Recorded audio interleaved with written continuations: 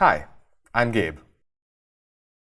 Welcome to the 7-4 Partial Fractions Day 2 math video.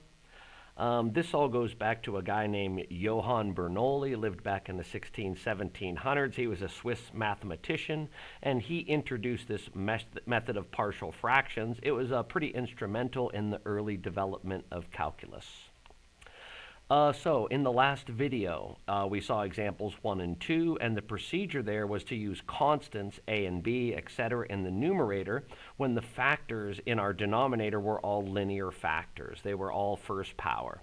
When the denominator contains irreducible quadratic factors, if we have some squares down there, a better process is to write the right side of the basic equation into polynomial form, and then we will equate the coefficients of like terms.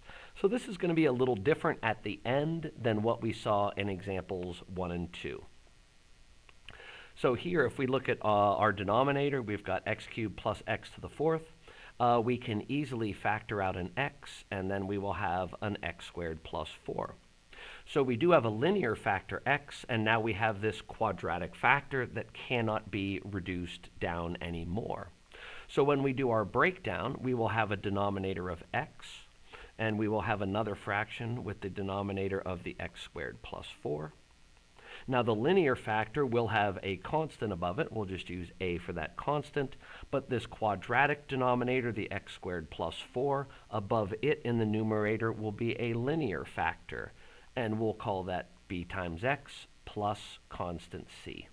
So that's how this breakdown is going to go. And let me see. I'm going to move this over here. And I guess I can just copy the original problem, 3x squared plus 4x plus 4, over our original starting denominator, 4x equals. All right, over here, we've got a couple of fractions, or we need a common denominator, and then, as I say, we will fix up our numerators. So what we're going to do is multiply through by this common denominator. So when we do that over here, it will cancel, and we'll just be left with the 3x squared plus 4x plus 4 equals. So the numerator a has the x underneath it. A will need to be multiplied by the x squared plus 4 factor. And then plus our numerator bx plus c. I'm going to write it here, bx plus c. That has the x squared plus 4 under it. This will need multiplied by x. Okay. So on the right side, we're just going to do a little algebra. We're going to distribute. And let me copy the left side. 3x squared plus 4x plus 4 equals. Distribute the a to both terms. A x squared plus, I'll write it as 4a, plus, we'll distribute this x, so that'll be b times x squared plus x times c. X times c. Now I'm going to rewrite this right side, and I have a couple of squared terms. I'm going to write them right next to each other. Ax squared plus bx squared. And then we'll have a plus c times, or x times c. X times c plus 4a. Okay, and now the reason I did it like this, if we look at these first terms, we can group these off, and we can factor out an x squared. So we're going to factor out an x squared, and I'm going to put in front of it the quantity a plus b. And now for the next, I'm going to put plus. Here's my x times c. I'm just going to reverse order and put the c in front of the x. And then we've got a plus 4 times a. All right, now I'm going to erase this, and I'm going to just slide this up. Now here's the part in the description where it said we are going to equate the coefficients of like terms. So if we make some comparisons, here we have a 3x squared, and this is an a plus b, x squared. So we're going to create, let me give myself a little more room here. Oops. Oh, get over there. There we go. So we're going to create ourselves a new system. So here we have an a plus b. This a plus b should add up to 3. So I'm going to come down to here and write a plus b is equal to 3. And I'll switch to blue ink. Here is a 4x, and on the other side we have a cx. So right there we've got one of our variables. C is equal to 4. Now our last one here is 4a, and that is equal to this 4. So I could write 4a is equal to 4. And now from this little system, we can start solving for a, b, and c. If I look at the bottom one, 4a is equal to 4. I would divide both sides by 4, and I've got a is equal to 1. In the middle, c was handed to us on a silver platter. C is equal to 4. And now I know a is 1, so I could rewrite this top equation here as 1 plus b is equal to 3. And if we subtract 1 from each side, we're going to get b is equal to 2. So there we solved for ABC. Now I wish I hadn't have erased it. When we first did our breakdown, I wrote that as a over x plus bx plus c over top of x squared plus 4. And now we know the ABCs. This first term is going to be a 1 over x plus 2 goes in for b, 2x plus c, c is 4, over our denominator x squared plus 4. There's our breakdown. Excellent. Up next here's a checkpoint, one for you to try. Pause the video, give it a try, see if you get the same ABCs as I find in the solution. Okay, let's try it out. So in our denominator, just like in the example, we can factor out an x, and that will leave us an x squared plus 1.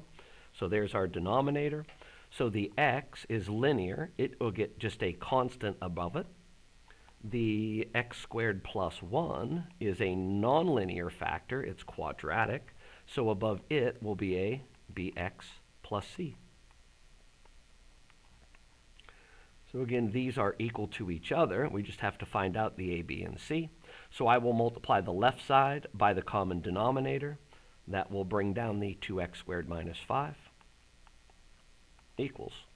We're going to multiply a times x squared plus 1. And just to save a step, I'm going to distribute that a right now. So we'll have an ax squared plus a plus this numerator is going to get multiplied by x, so I'll distribute an x across the numerator, and that'll give us bx squared plus c times x. All right. I've got these two terms that are attached to x squared. Let me get a different color ink.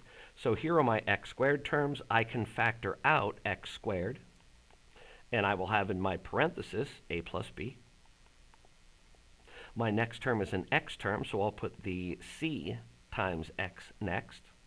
And then at the end, I just have a constant a.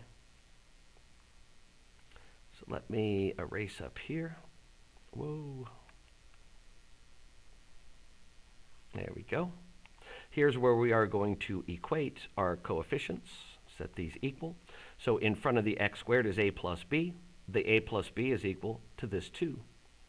A plus b equals 2. Here we have a c times x, and over here there is no x term, so c is equal to 0. And let's see, this a value here is the same as this constant here, so a is negative 5. A equals negative 5. So we can ignore c. C is 0. And if a is negative 5 and a plus b is 2, we can solve that and get b is equal to 7. So our breakdown and our two fractions would be a negative 5 over x plus a 7x plus 0 over x squared plus 1. And there's our breakdown. I hope you got it. Here in example 4, it's a little different. Our denominator has a repeated quadratic factor. And we saw repeats with the linear factors, and it's going to be pretty similar. So let's see here. We're going to have a linear numerator, ax plus b.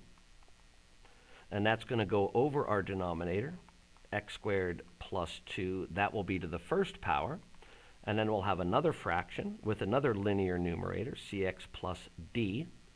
And that will be over the denominator, x squared plus 2 quantity squared. All right, so we got our fraction set up. We will multiply both sides by the common denominator. So here on the left side, the denominator is gone. And we've just got the numerator, 8x cubed plus 13x equals. So this numerator, the ax plus b linear numerator, is going to get multiplied by a quantity, x squared plus 2. This denominator was just missing the squared power, so we need to multiply it by that quantity to the first.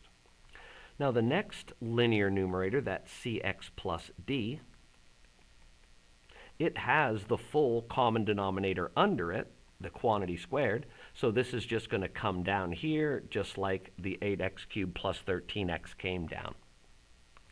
Okay, now we got a little foiling to do. So here, we'll multiply ax times x squared. That'll be ax cubed. We'll multiply ax times the 2 and get plus 2ax. We'll multiply our inners and get plus b x squared. And then we'll multiply the b times the 2 and get a plus 2b. And then we've got our plus cx and plus d. Okay, let's start grouping stuff. There's only one x cubed term, so that'll just stay ax cubed. And what do we have now for just x's? We've got a 2ax. We've got a plus cx. So if we factor out the x, we will have the quantity 2a plus c times x. When I guess I should have put in between those the plus bx squared, but we can just stick it in here. It's not going to hurt anything, plus bx squared. And then we've got, at the end, the things that don't have any variables attached to them is the 2b and the plus d. So I'm going to put it in a set of parentheses, 2b plus d. Notice I underlined stuff as I went along. I wanted to make sure I accounted for all of these terms as I got it in order down below. So let me get some room up here. And let's start comparing our coefficients and solve for ABC. There we go. So real quickly, oops, get over there. Ax cubed, there's only an 8x cubed over here, so right out of the gate, we've got that a is equal to 8. Now here's bx squared. There is no x squared term on the left, so b is equal to 0. That was easy. Now in front of the x, over here we have a 13, and over here we have a 2a plus c. So we can say 2a plus c is equal to 13. And well, we already know from up here, a is equal to 8. So this will become 2 times 8, or 16, plus c is equal to 13. And of course, to get c alone, we'll just subtract 16. c is negative 3. c equals negative 3. All right, we're almost done.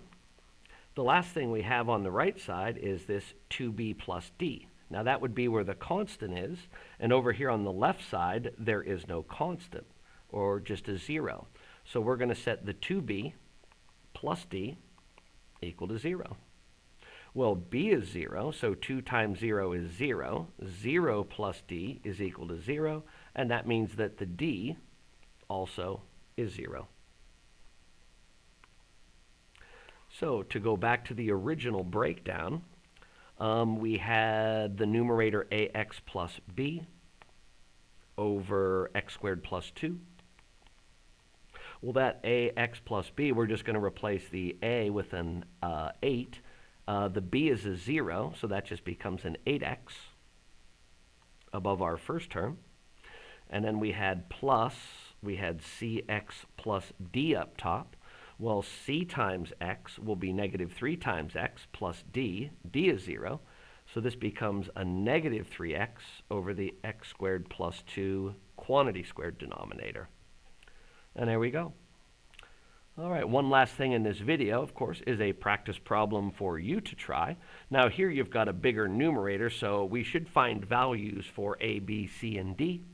So give the video a pause, try to break this one down on your own, and then fire up the video to see if you got it right.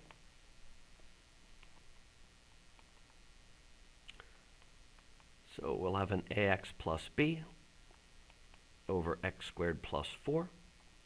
And then we'll have a cx plus d numerator over x squared plus 4 quantity squared. Multiply through by the common, and the left side will be unchanged, x cubed plus 3x squared minus 2x plus 7 equals. So we're going to bring down the ax plus b numerator, but its denominator was missing a power, so we need to multiply it by x squared plus 4. And then the last piece, the common denominator here is complete, so the cx plus d is just going to come down. Okay, now we got a FOIL. Ax times x squared is ax cubed. Ax times 4 is a plus 4ax. Inner terms will be a plus b x squared. And then we'll have a plus 4b. And we'll bring down the plus cx and the plus d. Okay, so let's get them in descending order. Ax cubed is the highest, and it's the only cubed term, so that just comes down. We've got a plus bx squared, so that will come down. Okay, let's group our x terms. We've got a 4ax and a cx, so if we factor out the x, we'll have a quantity 4a plus c times x. And then the constant at the end, the things left here with no x's attached, are the 4b and the d. So 4b plus d will be equal to our constant. So let me erase so I have a little more room.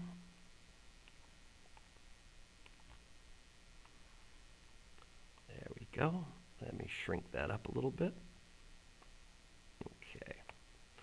So let's equate these things together and compare coefficients. The first one looks pretty easy. Ax cubed is equal to 1x cubed. A is equal to 1.